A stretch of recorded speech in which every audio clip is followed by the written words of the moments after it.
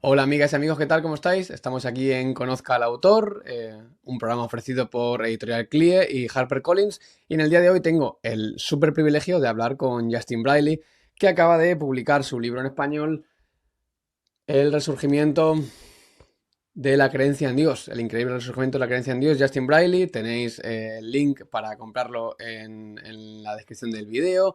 Y la verdad que es un libro espectacular, además prologado por N.T. Wright, uno de mis autores favoritos. Y sin más, quiero dar la bienvenida a Justin. Justin, welcome. Gracias por estar aquí. Es Oh, un thank you for placer. having me. It's lovely to be with you. Thank you.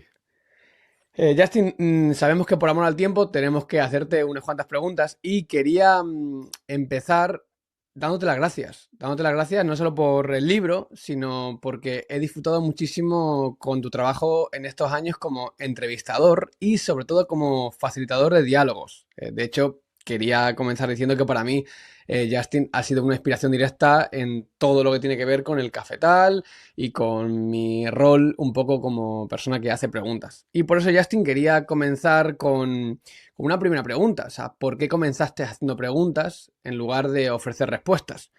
Durante las últimas décadas, en muchos contextos religiosos, se ha valorado más el debate, la predicación, la argumentación, que quizás esa escucha real que yo he aprendido tanto de ti.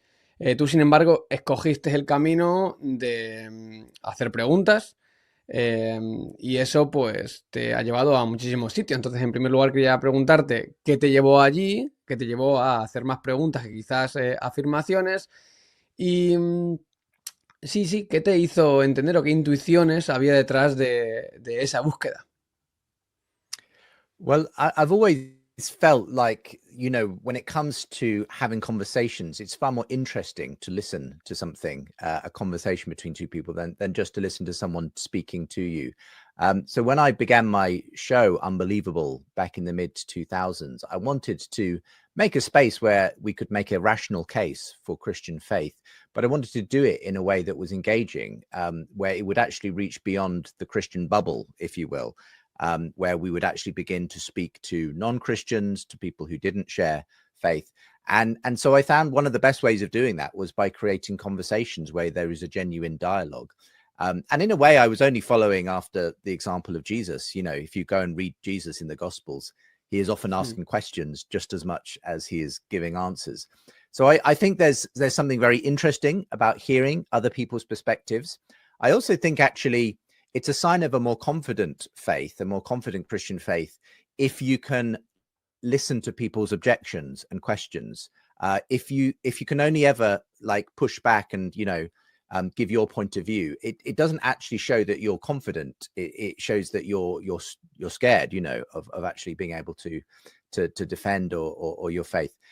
So I think there's a real value in showing that if you're secure, if you're confident in faith, then you can handle questions, you can handle having difficult, objections put to you. So that was really why I wanted to create a space for hosting these kinds of conversations. And in the process, I found that it was much more appealing to people outside the faith if they felt like they were being listened to. I ujú, think people can kind of tell when they're just being spoken to or preached at, or they're just there as a kind of project.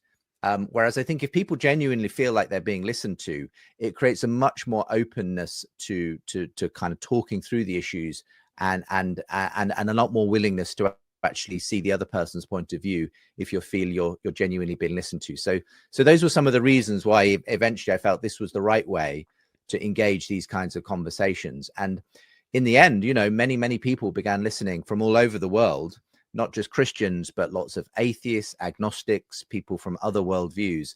And I think it's because they felt like this was a space where, there was a genuineness about the conversation, where their point of view was being represented well, but they also got to engage with a different point of view as well. So that was really why I began the show in that way. ujú. Muchísimas gracias, la verdad que ha sido una gran inspiración y quería preguntarte en ese sentido si recibiste mucha oposición por, a veces se dice eso de dar voz a algunas corrientes que quizás eran más opuestas a la fe cristiana o personas que directamente se oponían, no sé, pienso en gente como Richard Dawkins. Y a raíz de tu trabajo con Unbelievable, sí, no sé, te encontraste con críticas, con personas que se oponían o que atacaban porque tú escucharas y hicieras preguntas a personas aparentemente antagónicas a la fe cristiana. Y si así fue, Justin, que sospecho que algo recibiste, ¿cómo lo gestionaste y qué aprendiste de estar en ese lugar un poco intermedio en el que a veces tienes fuego amigo y fuego de las personas que quizás no son creyentes? Well, certainly when I began the show, especially because it began on a Christian radio station in the UK, there were a lot of people who were concerned about us bringing on atheist voices, critical voices to a Christian radio station. In fact, I had a number of messages and letters that came in the early days saying, look, we have lots of atheists already on the BBC. Why do we need them on our Christian radio station? So I understood that concern, but I also think that people learned, if you will, to skip that moment in the radio schedule if they didn't like it. Okay. But there were also a lot of people who really liked it, who said, actually, we need to get outside the Christian bubble. We need to be able to have these kinds of conversations, because in the end, we live in a very skeptical Western country. We live in the UK, where church going has been in decline for many generations, where you're likely to be living alongside non-Christian friends and family and colleagues. So actually, a lot of people who started to listen to the show and appreciate it, the reason they liked it wasn't because it was very comfortable listening, but because it was real, because these were the kinds of conversations you might end up having with the people around you. So I think that was where the value was felt, was that this is something that actually equips me for having genuine conversations with people who don't necessarily share my faith.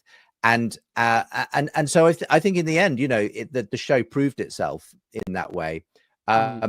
They may have had a point, if I wasn't bringing in good Christian responses to the atheists and the agnostics who came on, then of course it wouldn't be a good thing. But I think because I was trying to genuinely bring the best voices on both sides to have a good conversation, I think that's what made the show, run well, because people felt like both their positions were being represented well in that way. Eso es tremendamente interesante y de nuevo agradecerte por ese trabajo. Antes de continuar, si llegaste hasta aquí, muchísimas gracias. Gracias por estar conectados y tenemos un regalo para todos los que estáis viendo este video y estáis escuchando la conversación con Justin.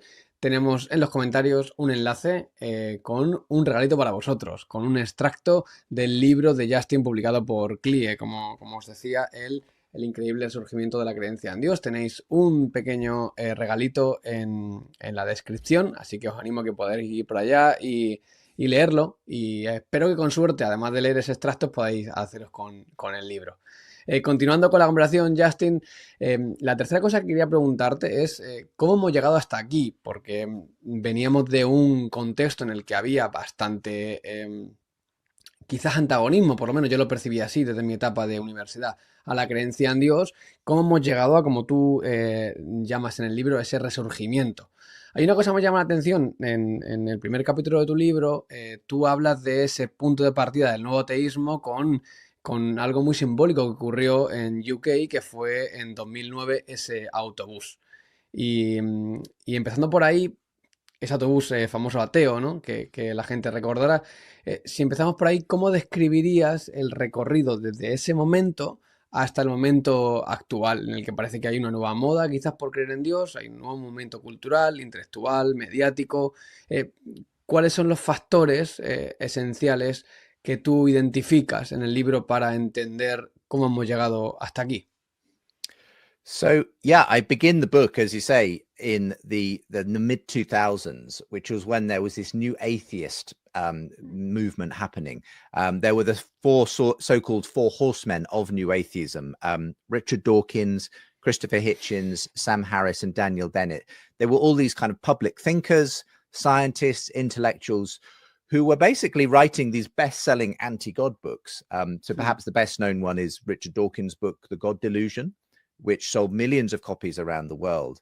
And there was also, as you say, this atheist bus campaign. And so this was red London buses circulating the capital, and they were all bearing the slogan, "There's probably no God. Now stop worrying and enjoy your life." So this was the kind of atmosphere into which I began hosting these conversations. And the kind of objections and the atheism that was in the public square was very fierce. It was very dogmatic. It was very dismissive of Christianity. It ridiculed faith. It said, if you believe in God, you're an idiot, you're a faith head, it's fairy tales, it's a delusion. So it was a very kind of aggressive form of atheism that I was encountering. But it made for very interesting conversations and debates because, you know, these were very dramatic, quite sort of big debates and fights between the new atheists I would bring onto the show and the Christians I would bring onto the show. And I learned a lot in the process. I learned actually that there are good reasons to believe in Christianity, that there are good reasons for believing in God. There are good answers to the objections of the new atheists. And so what I was trying to do with the show was, you know, to put into practice that verse from 1 Peter 3:15, which says, always be ready to give an answer to anyone who asks you about the reason for the hope that you have, but do this with gentleness and respect. So I was trying to create these respectful conversations, even with these very kind of quite sometimes aggressive characters from the new atheism. But in the process, over the years, as the conversations went on, I noticed a change. Okay, so more and more, I would sometimes be bringing atheists on my show, and they would often be distancing themselves from this new atheist phenomenon. They would say, I'm not a Richard Dawkins kind of atheist, because they didn't feel well represented by this very aggressive form of atheism, because, you know, they understood that there were intelligent people who had decided to become Christians. You didn't have to throw your brain in the bin. They may not agree with the arguments, but they weren't there to kind of, you know, they understood that the new atheism had gone too far in the way it mocked and derided Christianity. So there was that, you know, seeing that some people didn't like the way this movement was going. There was also the fact, though, that I watched from the sidelines the kind of implosion of new atheism. It started to unravel internally because there were all kinds of issues that they fell out with each other over, and maybe we'll come back to that. But there was this sense in which the new atheist movement itself, once it had agreed that God didn't exist and religion was bad for you, there was very little else actually they could agree on. Once they tried to build a positive movement, you know, they all started to fall out with each other. So the movement itself started to unravel quite quickly. But I think in the end also, people's ultimate existential questions weren't answered by the new atheist movement. And so people still had questions about, well, what is the meaning of life? Where do I find purpose? What is my identity? And the problem was that the new atheists, you know, they held out science and reason as the things that will give you meaning and purpose and identity. But those science and reason, they're good for some things, but they won't buy you a meaningful existence. And so what I found was by the sort of mid 2010s to the end of the 2010s, I noticed a real change. People were looking for new answers to these questions that they had. And I noticed the emergence of a number of interesting, still kind of non-Christian secular intellectuals, but who are offering very different answers to their questions. So this would include people like the psychologist Jordan Peterson, who is this Canadian psychologist who was not a Christian, but was nevertheless filling whole auditoriums for like 2 or 3 hour lectures on the book of Genesis. And there were all these young men coming along, looking for meaning and purpose, and he was pointing them back towards the Bible. And even though it was hard to nail down exactly where Jordan Peterson stood on the God question, he was certainly opening the door intellectually for a lot of other people to take Christianity seriously again. So I noticed that. I had him on my show for a conversation. I was also getting to know the UK historian Tom Holland. And Tom Holland has a very interesting story himself of kind of growing up with a sort of Christian background, but it had kind of fizzled out by his teenage years. And he went on to have a very successful career as a historian writing about the Greek and the Roman world.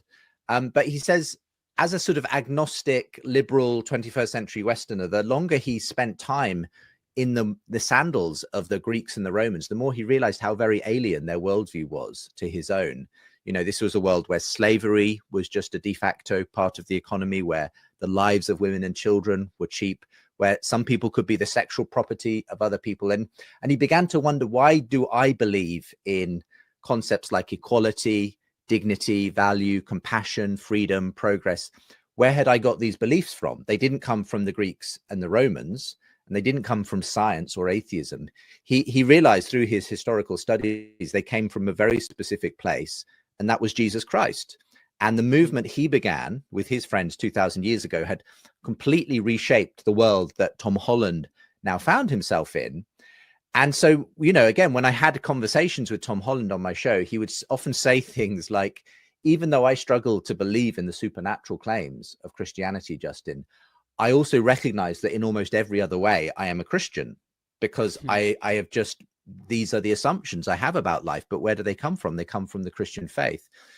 And so, you know, when very influential voices like his started to write books and, you know, to have conversations and debates, I started to see a kind of a change, and people were open to the value, at least, of Christianity. They started to see that maybe we've lost something. As we lose the Christian story, are we losing more than just, you know, religion? Maybe we're losing a way of life. Maybe we're losing our values.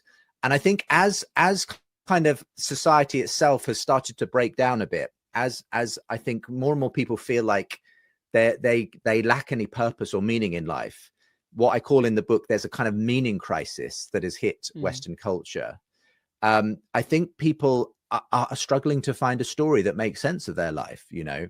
And I think as you see that accelerate through technology, social media, you know, we have a mental health crisis that is happening among young people because of their addiction to social media and everything else. I think all of these conditions bring people to the point where they're willing to hear the Christian story again, the foundational story of our culture.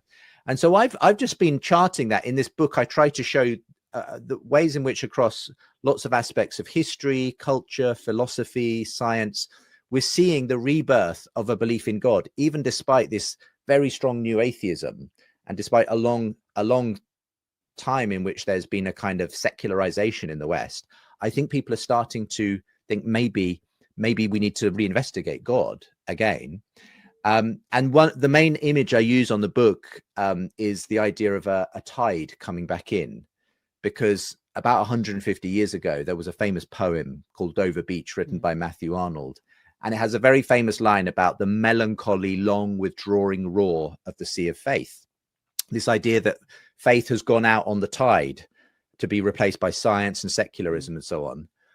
But, you know, I had an interesting conversation with a thinker called Douglas Murray. Again, he's not a Christian, but he said to me, the thing is, Justin, the sea of faith could come back in again. That's the point of tides, you know. And he was noticing himself, a lot of his secular peers were taking faith seriously again. Some of them were becoming Christians.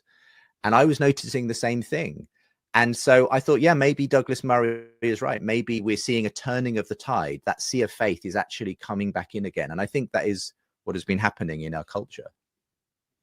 Es una cuestión interesantísima y yo estoy muy feliz, la verdad, de estar viviendo este momento histórico y cultural, porque también me parece como, sí, súper atractivo y sí, y alentador en cierto sentido el ver estos cambios, estos nuevos intereses. Quería preguntarte en especial, Justin, tú mencionas en este primer capítulo del libro esa primera ruptura que existe entre esos nuevos ateos como Richard Dawkins, Sam Harris, con lo que hoy se conoce como la cultura woke, ¿no? Entonces tú hablas ahí que hay una fricción nada más empezar con ellos y lo narras, pero no acabas de quizás explicarnos el por qué. Y yo quería preguntarte un poco, ¿por qué piensas que se rompió la alianza entre ese nuevo ateísmo y esa llamada cultura woke? ¿Cuáles crees que fueron las razones que estaban detrás de esa ruptura y por qué no caminaron de manera quizás simultánea estos nuevos ateos con esta cultura o esta ideología? De nuevo, que alguna gente tilda como woke, que no queremos entrar en ningún tipo de debate aquí, sino entender el fenómeno. Yeah, it's a really interesting part of the story. And as I said earlier, this unraveling, this breaking apart of the new atheist movement was really to do with the fact that they all began to kind of take different sides in the culture wars and on the issues of woke ideology and so on. And so, as you say, there were kind of people like Sam Harris and Richard Dawkins kind of on one side, who were the anti-woke new atheists. But there was the emergence of lots of others on the other side, you know, some well-known names like PZ Myers and Matt Dillahunty, who became very kind of pro social justice, you know, LGBT rights and everything else.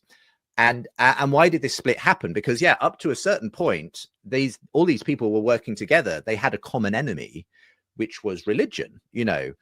So they all believed that Christianity, Islam, other religions were like a brake on progress. Okay. And they were all united in a sense in their belief that science, you know, needed to be the guide for what we do and believe and so on. But as I say, the problem is once they'd kind of come to that agreement, you know, that we need to get rid of religion is bad for us. Once they started to ask themselves, well, what should our movement be for?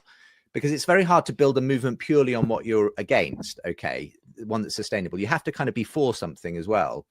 Then they started to talk about, well, we should be pro this or pro that, you know, pro LGBT rights, pro feminism, pro social justice.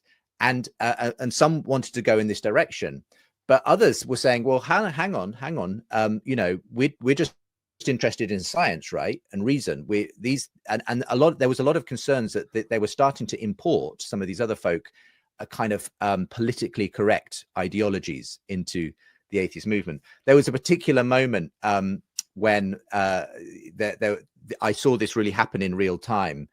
There was an atheist conference, I think in around 2011, 2012, when an atheist vlogger, who was a kind of female atheist vlogger who was critiquing the atheist movement internally, saying there's a lot of misogyny and sexism in the atheist movement. She went and this woman called Rebecca Watson, she was at an atheist conference where Richard Dawkins was also speaking, and she'd just given a whole session on the problems with misogyny and sexism in atheism. Well, that evening after drinks, late night, she went back to her hotel room, and in the elevator, she basically got propositioned by someone who was at the conference. You know, do you want to come back to my room for coffee? And she then she said no, but she afterwards, she did a vlog in which she said, this is the problem, guys. You know, I've literally just done this whole, you know, session on the problem with misogyny and sexism and atheism, and here I am getting propositioned. Now, that might have been the end of it, but except that one of the people who weighed in, who kind of did a very sarcastic response to Rebecca Watson, was Richard Dawkins, this very well-known atheist. And he kind of completely kind of, you know, made fun of her experience by comparing it to, you know, a persecuted Muslim who's getting, you know, their hands cut off or getting beaten by their husband, and saying, but don't think anything of my struggles. Think of my poor American sisters who are getting asked for coffee in an elevator. So he was very, very sarcastic in his response. But this just poured gasoline on the whole thing. The whole thing exploded. It became known as Elevator Gate in the atheist community. And it was one of these moments where there was this rupture between people who said, you know, we just need common sense. We don't need to, you know, get too concerned about feminism, about these things. And people who said, no, we need to have, you know, we need to fight against these things. And so there was these big bust ups. And of course, Richard Dawkins became well known eventually as a significant critic of transgender, for instance. So again, this was a big thing that split the atheist community, some who were very pro transgender, some who were anti-transgender, because they felt it wasn't scientific. Okay, biology is set in terms of male and female. And so even Richard Dawkins, you know, the best known atheist of the New Atheist movement, had his Humanist of the Year award rescinded by the American Humanist Association in 2021. So lots of these things started to split the community. And I think at the core of it, the reason is because the thing they were united by, which was basically their hatred of religion, that was not enough to give them a positive thing to live for. And once they started to try and work out what the positives of their movement should be, the whole thing started to fall apart, because it's very difficult to base a movement just on science. We need more than science, if you know what I mean, to have values. And people didn't have a shared set of values to begin with. They didn't have a shared basis on which to build their values. And so I think this is why the movement tore itself apart, and why the kind of the woke issues and the culture wars, they came kind of early for the New Atheist movement. And so very soon you found that these New Atheists started to take sides. And in the course of time, I found that actually a lot of New Atheists like Dawkins and Harris and others, they found more common cause with some religious people actually than their atheist colleagues. They was kind of they were finding that they had more sympathy from religious people when it came to their concerns around transgender and woke ideology than they had with some of their previous atheist friends. And so it kind of the landscape changed quite significantly from kind of the late 2010s onwards. And now you will find that really the new atheists, they're not critiquing religion anymore. Because in a way, a lot of the ones who have gone anti-woke, they're much more concerned about the new religions, the quasi-religions of woke ideology. They're saying these are actually a much bigger enemy to us than Christianity ever was, because these are things that are in our own academic backyard. These are things that, you know, are kind of causing problems around issues of freedom of speech and belief and academic freedom and so on. So this is how the kind of movement, you know, kind of, became split and eventually kind of unraveled altogether because of their disagreements over woke ideology and the culture wars. Muchísimas gracias, Justin. Y de nuevo, recomendar leerlo porque ahí explica ese momento, sí, súper curioso del ascensor y todo lo que, provocó por la respuesta también de Dawkins. Cambiando un poco de tercio, Justin, en el Cafetal tuve una tertulia hace unas semanas con Lucas Magnin y con Abel de Jesús. Y una de las preguntas que hablamos, porque tratamos este tema del nuevo resurgir espiritual, fue este de posibles amenazas y posibles oportunidades de un momento como este. Y no quería pasar la oportunidad de preguntarte a ti, que sé que has pensado mucho al respecto, que has escrito un libro sobre este nuevo resurgir, y preguntarte cuáles son para ti las principales amenazas de este momento en el que de nuevo Dios vuelve a estar en la esfera, en el tablero de juego, vuelve a estar en los medios, y cuáles son también, en tu opinión, quizás las oportunidades que existen para no sé, para fomentar esta búsqueda espiritual o para conocer a Dios en el sentido más práctico, aquellos que creemos que Dios existe y que se le puede conocer. So I think there are both opportunities and dangers. I think there are some obvious opportunities here, which is that I think people are much more open generally in our culture now to the claims of faith and to Christianity in particular, because I think they've seen that the new atheism hasn't worked out well. They've seen that secularism isn't really delivering on its promises in our culture. We're more depressed, we're more anxious. You know, so many things seem to be coming apart. And so taking religion out of the equation hasn't helped. And so lots of people I think are much more open to saying, okay, maybe we need to reinvestigate faith.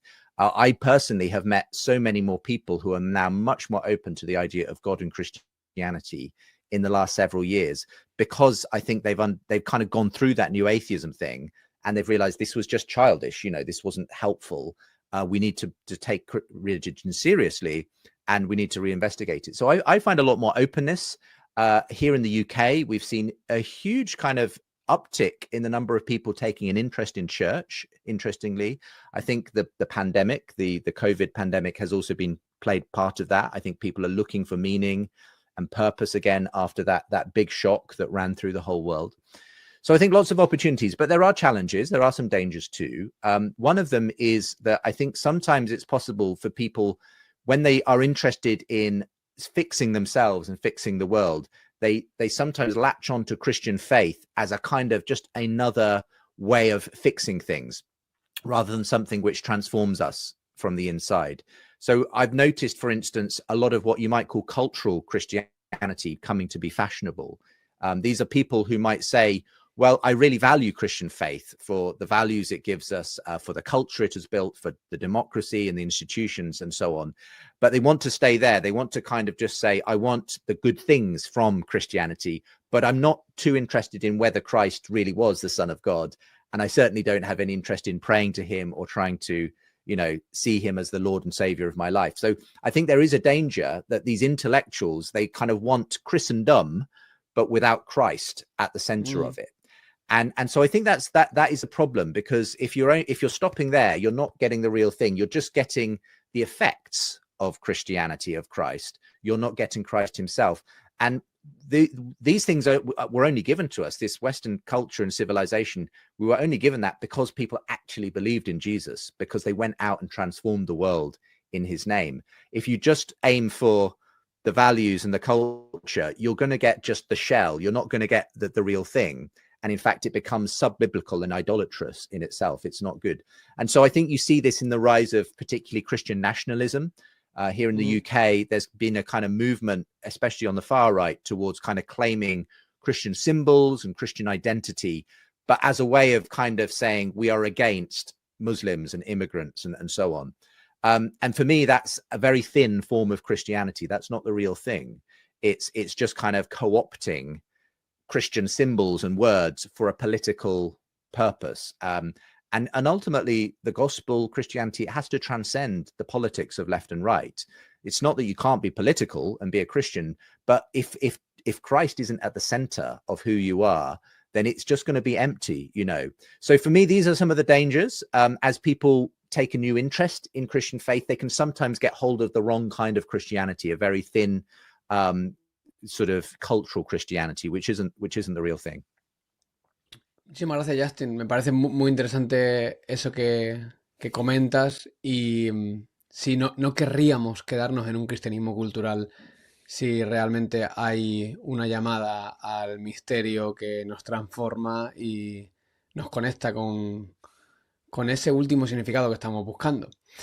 Justin, muchísimas gracias. Quiero terminar con una pregunta, porque después de muchos años que llevas dialogando con gente, desde ateos a agnósticos, escépticos, creyentes de diferentes religiones, también muchos creyentes cristianos de diferentes tradiciones y con diferentes ideas. Quería terminar con una pregunta para ti, Isa. ¿Cuál dirías que ha sido la lección más profunda que te ha dejado el escuchar a personas que creen y ven el mundo de manera distinta a la tuya?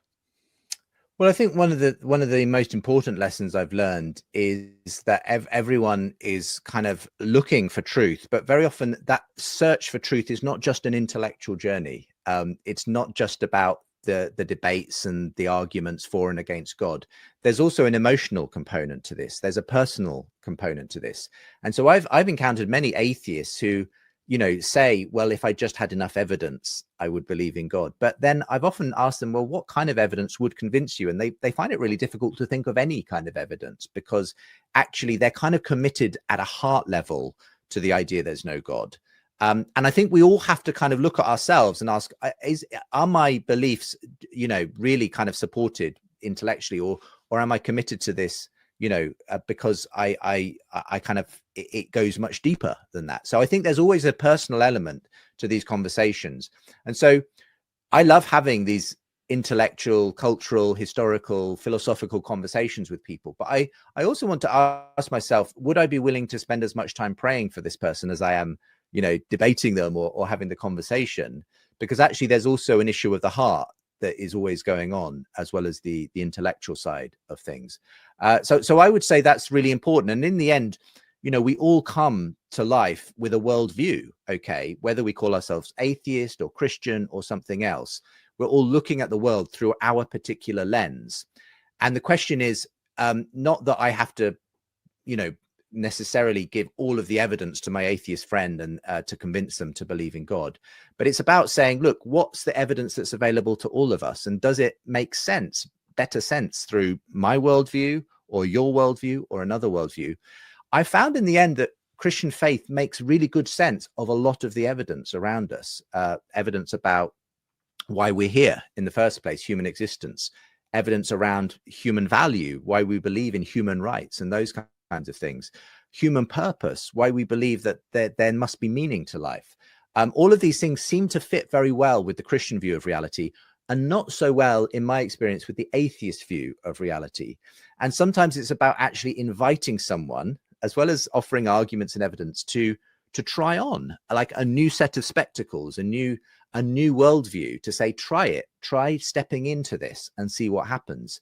And that's the most exciting thing, is I've met lots of people who've gone on that journey, people who perhaps were atheists for a very long time, but they started to question their atheism. Some of the things didn't seem to line up properly. And so they just tried, well, maybe I should try praying. Maybe I should try going to church. And for some of them, it has been transformational. So I think this is the important thing to recognize, that sometimes it's not just about the intellectual search. It's about asking yourself, what's going on in my heart? And would I be willing to try a different way of looking at life? And that for me is when Christ comes in, that there can be a transformation of not only the head, but also the heart as well. Justin, muchísimas gracias, de verdad. Ha sido un placer absoluto tenerte. Me gustaría saber si hay alguna cosa más que te gustaría dejar la audiencia, alguna invitación quizás directa, pensando en tu libro. Thank you very much. I mean, one final closing thought is just for anyone who is watching or listening to keep having those conversations. I think God is always in the business of surprising us. I've been always surprised, actually, at the way God can do things that we never expected. And so I would say just keep up, having conversations, even with people you may never think would come around to a different way of thinking. You never know, actually. So keep going, keep having those conversations, and you never know what could happen. Justin, muchísimas gracias. Me sumo 100% a la invitación de Justin. No dejemos de tener conversaciones, no dejemos de hacer preguntas y no dejemos de buscar también lo que trasciende en esas conversaciones con la gente que nos rodea. Justin, muchísimas gracias por tu tiempo, gracias por escribir este libro, gracias por tu tiempo y nada, recordarles que tenéis en la descripción del vídeo un fragmentito gratuito del libro. Tenéis también enlace por si queréis entrar y comprarlo. Os lo recomiendo de manera muy especial. Y por si no lo sabíais, que no me he presentado en el principio, soy Josué Moreno, soy el host del Cafetal y os envío un abrazo muy fuerte. Gracias por verlo, gracias Justin. Saludos y besos. Thank you. Goodbye.